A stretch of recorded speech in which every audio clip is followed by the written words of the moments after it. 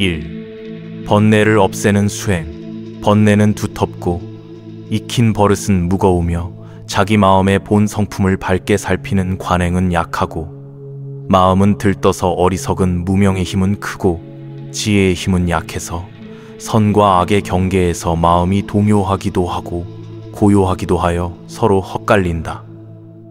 그렇기 때문에 마음이 편안하지 못하고 깨끗하지 못한 사람은 얽힌 인연을 잊고 번뇌를 없애는 수행 공부를 해야 한다.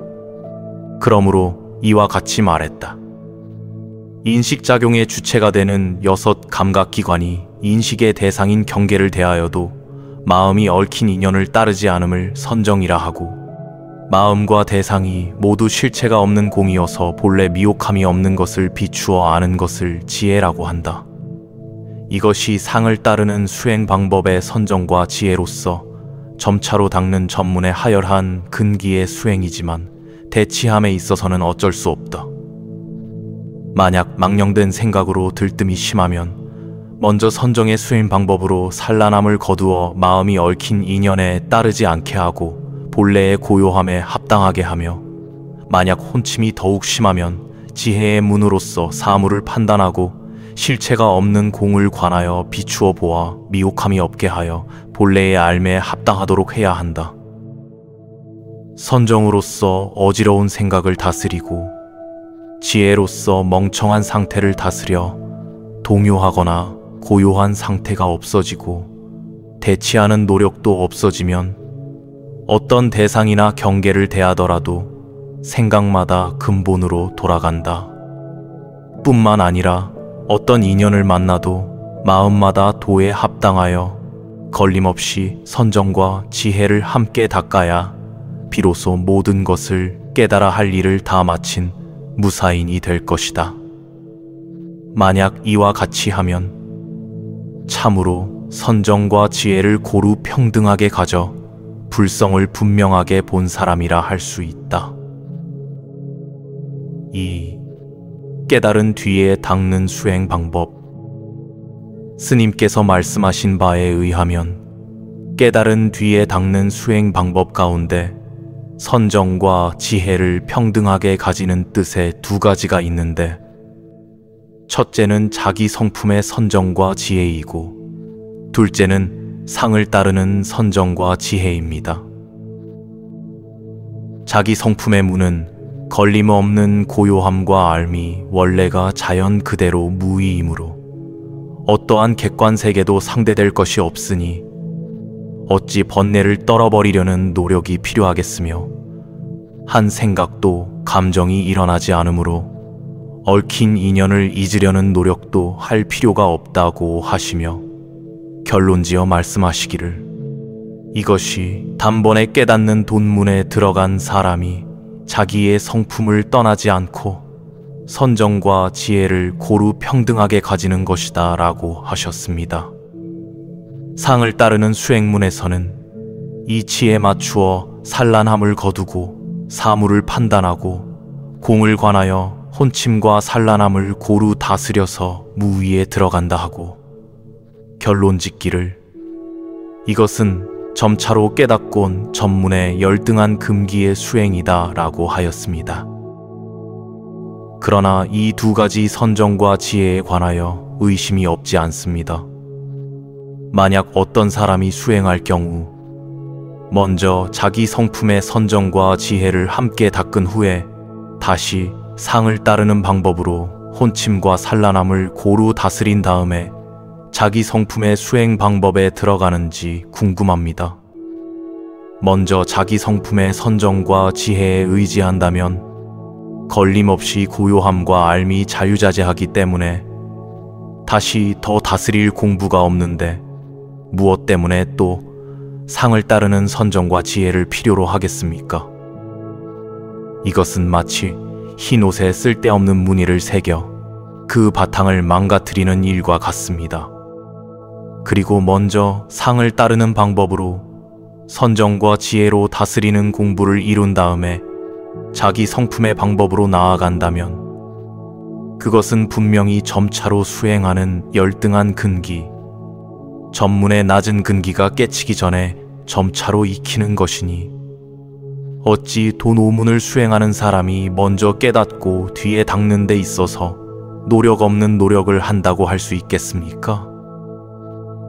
만일 동시여서 전후가 없다면 두 가지 방법의 선정과 지혜의 돈과 점이 다른데 어떻게 한꺼번에 같이 수행할 수 있겠습니까? 즉, 돈 오문의 사람들은 자기 성품의 방법에 의하여 걸림이 없고 자유로워 노력할 필요가 없을 것이고, 전문의 열등한 근기의 사람은 상을 따르는 방법으로 나아가 다스리는 공부에 힘쓸 것입니다. 이렇게 두 가지 방법의 돈과 점이 다르고 우열이 분명한데 어떻게 먼저 깨치고 뒤에 닦는 방법에서 어떻게 두 가지를 함께 아울러 말씀하십니까? 다시 잘 설명하시어 의심을 풀어주십시오. 나의 해석과 설명은 분명한데 그대가 스스로 의심을 내는구나. 말을 따라 알려고 하면 의혹이 더욱 더 생기고 뜻을 얻어 말을 잊으면 따질 필요가 없다. 만약 그 두 가지 방법에 대해서 각기 수행할 것을 판단한다면 자기 성품의 선정과 지혜를 닦는 사람은 도노하는 방법에서 노력 아닌 노력으로 움직임과 고요함을 함께 활용하여 자기의 성품을 닦아 스스로 불도를 이루는 사람이다. 상을 따르는 방법으로 선정과 지혜를 닦는 것은 깨닫기 전에 점차로 수행하는 금기가 낮은 사람의 마음을 다스리는 공부이며 마음마다 의혹을 끊고 고요함만을 취함을 수행이라 생각하는 사람이다. 이 두 방법의 수행은 돈과 점이 각각 다르니 혼동하면 안 된다. 그래서 깨달은 뒤에 수행하는 방법에서 상을 따르는 방법을 겸해서 말한 것은 점차로 닦는 전문의 열등한 근기를 가진 사람이 수행할 것만 전적으로 취한 것이 아니라 그 방편을 취하여 임시로 쓸 뿐인 것이다. 왜냐하면 단번에 깨닫는 돈문에도 근기가 뛰어난 사람이 있고 열등한 사람도 있으므로 한 가지 예로 그 닦는 길을 판단할 수는 없기 때문이다. 만약 번뇌가 사라지고 몸과 마음이 홀가분해서 선에도 근기가 뛰어난 사람이 있고 열등한 사람도 있으므로 한 가지 예로 그 닦는 길을 판단할 수는 없기 때문이다. 만약 번뇌가 사라지고 몸과 마음이 홀가분해서 선에도 근기가 뛰어난 사람이 있고 열등한 사람도 있으므로 한 가지 예로 그 닦는 길을 판단할 수는 없기 때문이다. 만약 번뇌가 사라지고 몸과 마음이 홀가분해서 선에서도 선을 떠나고 악에서도 악을 떠난 분별심이 없는 무심한 경지에서 어떠한 상황에서도 마음이 흔들리지 않고 동요하지 않는 사람은 자기 성품의 선정과 지혜의 의지에서 자유롭게 걸림이 없이 겸해 닦으면 천진하여 조작이 없다. 움직이거나 고요하거나 항상 선정이어서 자연의 이치를 성취할 것이니 어찌 상을 따르는 방법을 통해 마음을 다스릴 필요가 있겠는가. 병이 없으면 약도 구할 필요가 없다. 그러나 비록 먼저 단번에 깨달아 도노했더라도 번뇌가 두텁고 지난날 익힌 버릇이 굳고 무거우면 어떤 대상이나 상황을 대할 때마다 생각마다 감정을 일으키고 얽힌 인연을 만날 때마다 마음이 번뇌의 대상을 만난다. 혼침과 산란함에 떨어져 고요함과 밝게 아는 마음이 흐려지는 사람은 상을 따르는 방법의 선정과 지혜를 통해서 마음을 다스려서 혼침과 산란함을 고루 다스려 무위의 경지에 들어가는 것이 마땅하다. 3. 깨치기 전에 닦음은 불완전하다.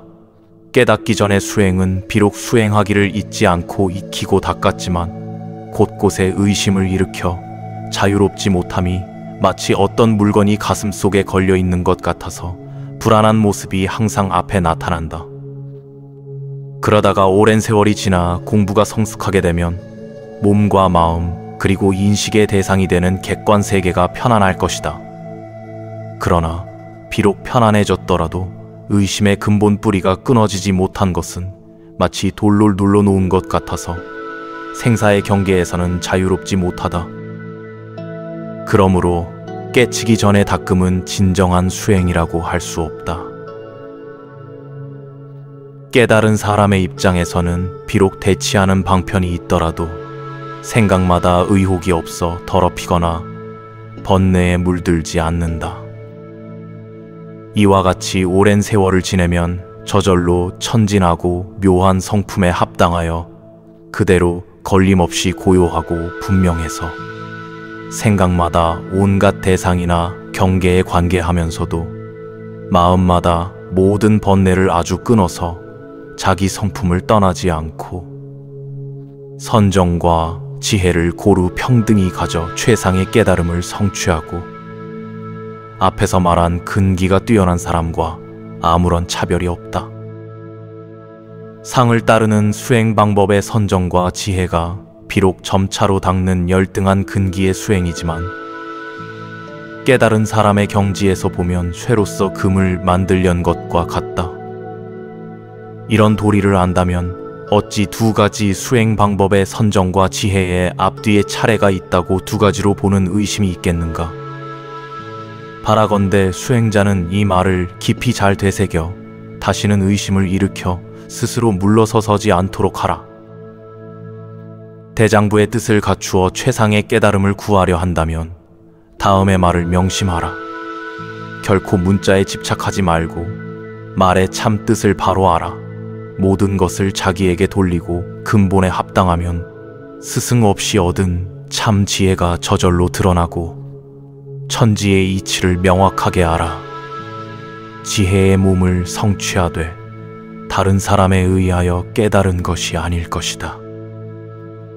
이 오묘한 뜻이 모든 사람들을 위한 것이긴 하지만 일찍이 지혜의 씨를 심은 대승의 근기가 아니면 한 생각에 바른 믿음을 내기가 어려울 것이다.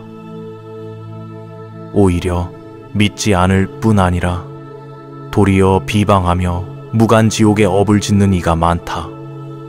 그러나 믿고 받들지는 못한다 할지라도 한 번 귀를 스치는 잠깐 동안의 인연을 맺으면 그 공덕은 헤아릴 수 없이 크다. 유심결에 이르기를 듣기만 하고 믿지 않더라도 부처가 될 종자의 인연을 맺고 배워서 이루지 못하더라도 인간과 천상의 복보다 뛰어나다라고 했다. 그렇게 해도 성불할 바른 인연을 잃지 않는데 하물며 들어서 믿고 배워서 성취하여 잊지 않고 수호하는 사람의 공덕이야 어찌 다 헤아릴 수 있겠는가. 4. 공부하는 사람은 게으르지 말라. 지난날 괴로움 속에서 윤회하던 업을 돌이켜보면 몇천 겁 동안 어두운 지옥에 떨어져서 온갖 고통을 받았을 것인가. 불도를 구하고자 하여도 착한 벗을 만나지 못하여 헤매면서 깨닫지 못해 얼마나 많은 나쁜 업을 지었던가. 생각할수록 저절로 긴 한숨이 나오는데 어찌 또 게으르게 방일해서 과거의 그때 같은 재앙을 다시 받겠는가. 그리고 누가 나에게 지금 인간 세상에 태어나게 해서 만물의 영장이 되어 진리의 길을 닦도록 하였는가. 실로 눈먼 거북이가 바다에서 천우신조로 나무 판자를 만나는 것과 같은 다행함이요, 하늘에서 겨자씨를 던져 그 겨자씨가 바늘 끝에 꽂히는 것과 같은 희유함이니 이 얼마나 다행한 일인가. 원컨대 모든 수행자들은 게으르지 말고 탐욕과 음탕한 것에 집착하지 말고 머리털에 붙은 불을 끄듯이 살피고 돌아보기를 잊지 말아야 한다.